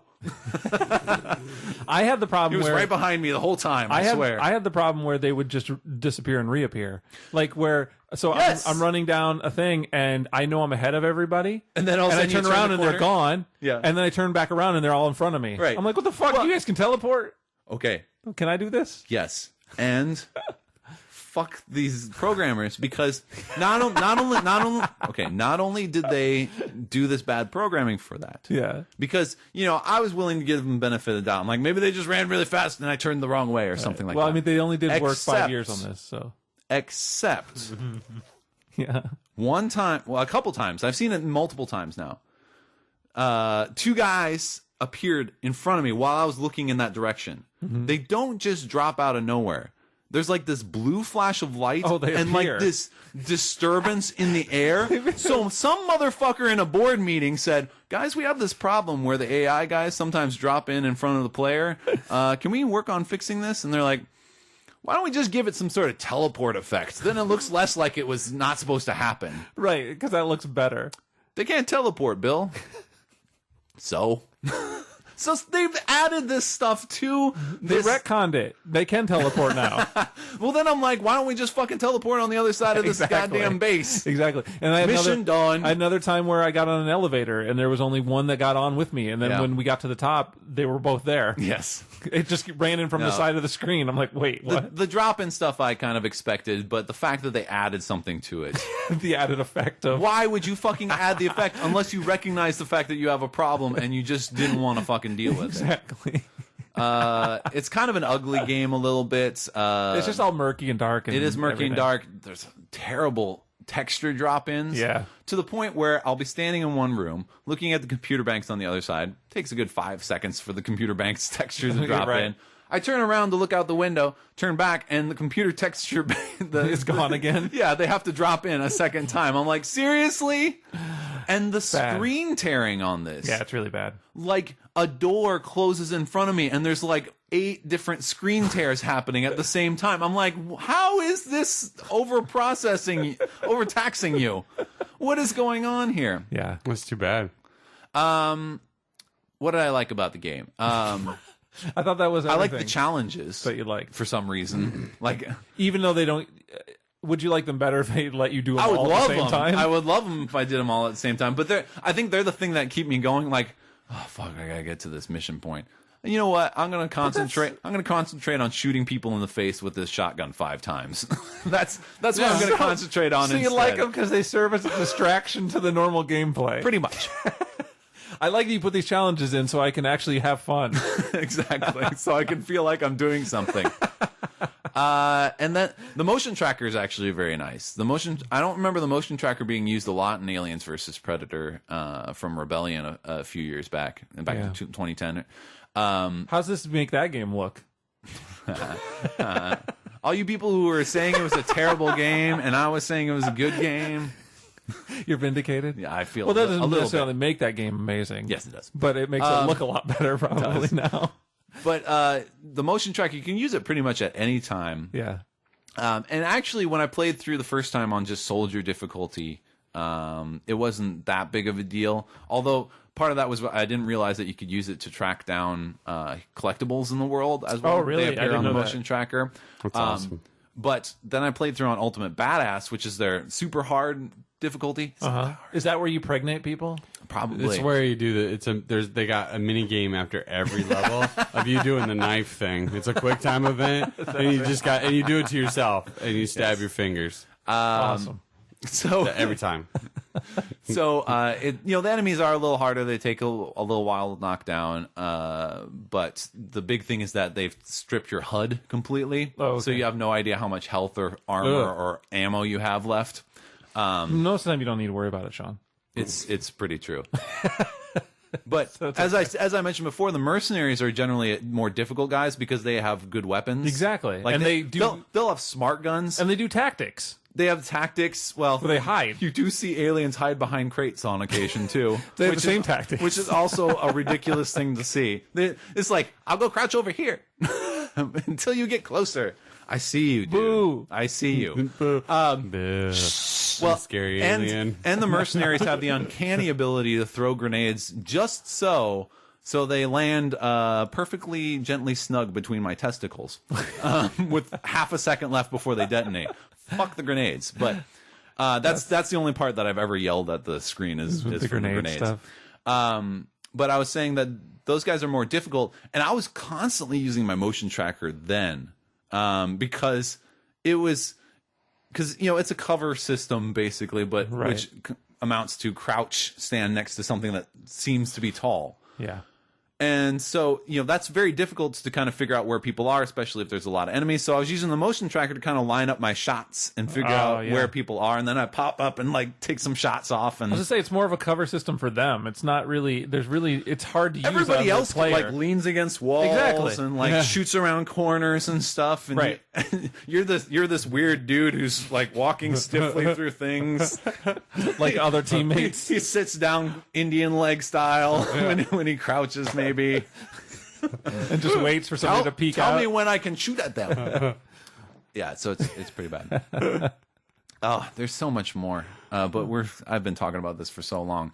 And I want to get on to my contest. Okay, yes. The contest, which might have some spoilers, right? This does have. Okay, definitely has. Definitely spoilers. So skip it. But then that means it's risk reward. Yeah, you can't partake in the contest unless you hear the spoilers. It is. That is right. And I'm not going to say what the prize is quite yet, just because I want to announce what you have to do first. Okay. So then it makes more sense.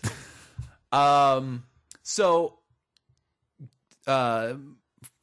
Century Fox, Gearbox have all been, like, this is official canon, this is official canon, this is official canon, this connects things between Aliens and Alien 3, blah, blah, blah, blah, blah, blah, blah. Oh, did they say that? Oh, yeah. Oh, okay. Yeah. I knew that they were saying this was canon and it fit in as a sequel to Aliens, but Gearbox was saying, I think Gearbox was saying, well, maybe I'm paraphrasing. Because they're trying to get rid of it. I mean, they're doing away, right? A little bit. So, okay, spoilers come in here. So, basically, you're going on all these missions. You discover that these mercenaries, who are from Weyland-Yutani, by the way, who's the company that wants to kind of weaponize alien, the xenomorphs. They have, you get this manifest of, like, everybody who's there, and it mentions that there's a Marine that they have. So then your mission is like, we got to go save this Marine. We don't leave Marines behind. So you go through all this bullshit to get this Marine. A lot of turning off power in certain places. And it's Paul Reiser. No, darn it. Sorry. No, it is Hicks. It is Hicks, the one Marine who survived to the end of the movie, right? And then in Aliens, spoilers, they all get into, Hicks, Bishop, the android. I know, Sean. The android. Sean's brain is breaking. Ripley and Newt all get into cryostasis pods on the Sulaco, and then they drift off. And Alien 3 starts off with the Sulaco approaching Fury, the prison planet, and then there's an electrical fire and it ejects all the pods. Bishop is reawoken on Fury, and Newt is autopsied, but nothing is really done directly with Hicks, although there is a body scene in Hicks's thing. Right. So what happened is that the Sulaco drifted towards Fury, and by that point, Weyland-Yutani had caught up to it. By the way, this also sets very definitively that Aliens 3 took a place about 3 months after Aliens, which is not how I interpreted it before. No. But Weyland-Yutani boards the ship. There's an alarm that wakes Hicks up. So Hicks gets up and he's fighting against all these Weyland-Yutani troops, and it's all the gunfire, and that causes the electrical short out, which then ejects the cryostasis pods. Then Weyland-Yutani captures Hicks and brings him back to Hope. What's the name of the place? Hadley's Hope. Hadley's Hope. Brings him back to Hadley's Hope, and that's where you find him there. That's how you find him there. So, you might have a question here. Sean, what might your question be? This is like my reading class now. Then why was Hicks on the Fury? Right. There is a body in a cryostasis pod. So, you might think, well, this seems to be a problem in their idea. They might just skip over this. No. They actually employ a character to say, "Oh no, who was in your cryostasis pod?" To which point Hicks says, "That's a long story. Let's change the subject."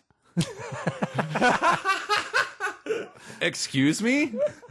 You go through massive hoops, create some logical fallacies here to bring back a character, which leaves a massive plot hole, which you then distinctly acknowledge, and then summarily say, meh, let's not worry about it.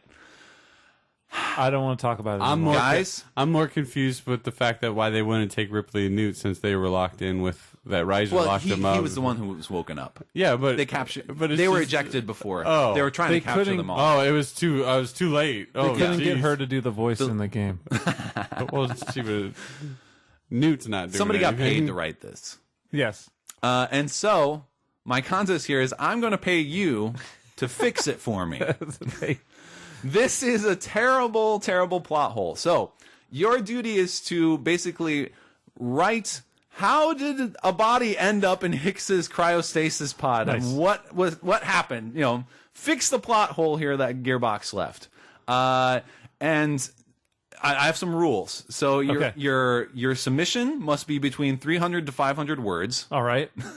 You can write it from any perspective you want. It can be from Hick's perspective. It can be from like an omniscient narrator. You could even write it as a script if you really want. Can it be a play? That's what I was going to say. Well, it can be a scripted play. Because here is the prize. The prize will be 800 Microsoft points, which I will send to you.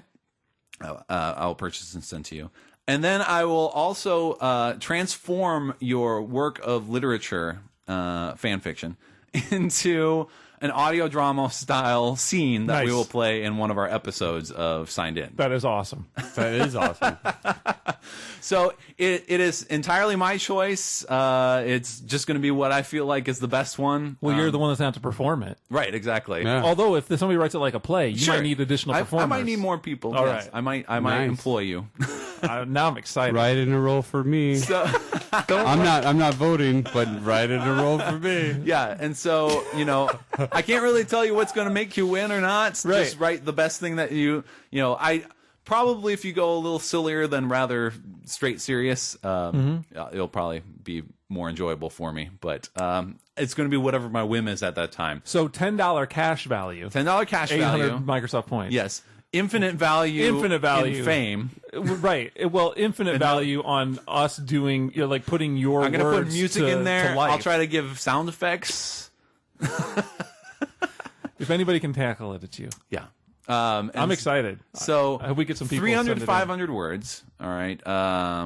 It'd be nice if you made it a separate sort of document rather than just paste it in the email. Email it directly to me. Because these fuckers don't get to look at it. So you can send it. You don't get to know. You can send it to Craig@signedinpodcast.com. All right. And let's set this. Oh, I meant to look at what next Saturday is. The date. It'd be the 8th. The 8th? 8th of March. 9th, 10th. Let's actually make it next Monday since this comes out on Monday. Let's make it Monday, March 10th? 4th? I think. Or you mean the Monday after that? Yeah, show? no. 1 week from this Monday. Okay, I think it's March 4th. Yeah, March that 4th. actually sounds right. Yeah. All right. So that Monday, submit them to me by then, because I will need time to read them and judge them. And so you have a week. You have a week to get it in. Please send it. I know I'm asking a bit more than we typically ask. It's fun though. I hope we get some people to do it. The reason I want 300, 500 does. words is because I don't want to do like a 2-second scene or something like that to produce this. Right. So. Bring Hudson back. It was Hudson that brought you go to get you see Hicks. Hudson's corpse What? in the game. Spoiler. How? He had a chest burst or something like that. and he comments, and your so character's confused. like, "Oh, a Marine must have been from the Sulaku." It wasn't until like I think Lunchbox actually pointed out that was Hudson, because I just walked past it because they all look the same. Yeah. Oh my god, the cutscenes are so ugly. Game over, man. Game over. Cutscenes are so ugly. Didn't Newt drown in her stasis? Wasn't there a hole in it? I don't remember. And then he got a girder through him, I thought. Yeah, something. Yeah, so do your research. Go I'm watch Alien 3. I'm going to rewatch it. It's a good one, though. I don't care what the haters say. 3? Yeah. It's terrible. Okay. I just rewatched it a couple weeks ago. I don't understand how anybody could like It's that the movie. dog alien I don't No, like. I like everything about terrible. it, though. We'll talk about that on the way home. I don't want to. Anyway, so that's awesome, Craig. I think that's fantastic. Thank you. I hope that we get people to do it because it sounds like a lot of fun. Yes. Unbreak My Brain from Aliens Colonial Marines. And Unbreak My Heart. Unbreak My Heart. Unbreak my heart. It's like a dog with tricks. It's like you just throw it out there and you. No, that's my jam, man. That's my jam. Jam. All right, well, cool. I've loved that song for a long time.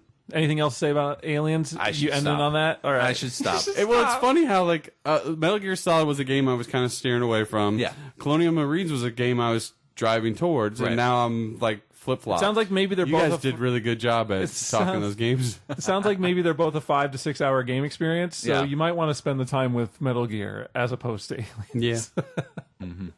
Just go with that one. Sweet. All right. Well, signedinpodcast.com is our website. You can find links to our Twitter. I'm on Twitter at signedinpodcast. Craig is on Twitter at... The pull list. I threw it off. Yes, you did. Sean is on Twitter Well, at... also I was thinking of the email address. I'm the Shonix. Not the Shonix. I'm just Shonix. Jesus Christ. Cheese and rice. All right, and you can find links to our Facebook, all of our past episodes, our forums, which we've had some awesome conversations over on the forums. I'm thinking of things to reinvigorate the forums. It's been good. I'm really appreciative of everyone who's stuck around and been adding content, but I realize we have not been appearing on there very much. Are you trying to like yell at me? We have not been on there. I know. It's tough. Me at all. Sean at all. I show up and then I leave. I know. But we've had some new folks on the forums that have been some awesome conversations and starting some good questions. It's been great in the last couple of weeks. Agreed. Keep it going. Also links to our other Pseudo Radio shows, like The Pull List and 3 Die Block. That's right. You can email us at comments@signedinpodcast.com. And you can email Craig at signedinpodcast.com. Yes, so contest. Oh, and I didn't mention this with the actual rules. Oh well. What? Name it Hicks's hoax. Just so that I know what what it is. Not that I get a lot of mail on that email. Hicks's hoax. Hicks's hoax. Hicks's hoax. And that's Craig at signedinpodcast.com. Yes, thank you. And next episode, the Star Wars pinball tables are coming out. I think somebody over here. I like how that's our headliner. It is for somebody over here. I'm not that big of a fan. But it's pinball and it's Star Wars. Right, exactly. It's pretty badass. And the new Tomb Raider's coming out. Yeah. Which I think I will take a look at. Nice. And I'm going to hopefully finish up Metal Gear. She has pants on. Crisis 3 came out this last week. I didn't get to it yet, but I do have it in queue as well, so maybe I'll have a little bit of that to talk about. Excellent. We'll see if I can spend some time, and hopefully I can get some Dead Space 3. I don't know if I'm going to have all this time, so none of this will probably pan out. I'll probably play some XBLA. If there are any disc games that are on a single disc, I might play those. Really, all I'm going to have is Pinball FX, Star Wars. Lara Croft would be... I want to try that game out. The new Tomb Raider? Yep. Yeah, it's interesting. I'm not in... She's totally like Green Arrow, man. Getting stranded on a deserted island and having to survive. It looked nice when I played at San Diego last year. That's right. And then I forgot it never came out. All right, is that it? You done? That's it. Let's finish it. Send us your contest entry. Please. Yes, please. Put us to work. I would love to be a part of it. Don't write a thing for Sean. Well, don't know. Make it two characters. Just a part of it. 2 characters. Yeah. 2. I'll even just... 3, and we'll pull in some wives. And bump Sean out. Who is in the pod? All right. How'd they get there? Thanks, everybody. Later. Bye. Thanks.